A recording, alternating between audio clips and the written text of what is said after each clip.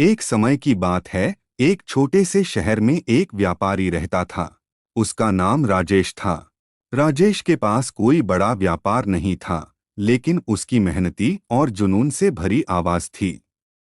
उसका सपना था कि एक दिन वह एक अपना व्यापार खोलेगा और सफलता की ऊंचाइयों को छू जाएगा। राजेश ने कई सालों तक एक नौकरी की है, लेकिन उसकी रुचि व्यापार में थी। वह हमेशा सोचता रहता था कि उसे क्या करना चाहिए ताकि वह अपने सपनों को पूरा कर सके। एक दिन राजेश ने निर्णय लिया कि वह अपना व्यापार शुरू करेगा। उसने अपने बचत के पैसों का इस्तेमाल करके एक छोटी सी दुकान खरीदी और उसमें सामान बेचने की शुरुआत की। पहले कुछ महीनों में राजेश का व्यापार थोड़ा सा उछल-कूद के साथ चला, लेकिन जल्द ही उसे गाही बनाने का समय आया। राजेश ने खुद को सीखने, बढ़ते हुए प्रौद्योगिकी के उपयोग और ग्राहकों की आवश्यकताओं को समझने में जुटा दिया। वह मान्यता प्राप्त करने के लिए गुणवत्ता और उत्कृष्टता पर ध्यान देने लगा।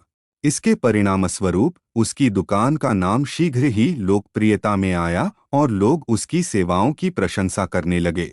राजेश के व्यापार में सफलता की लहर आई और उसका व्यापार धीरे-धीरे बढ़ता गया।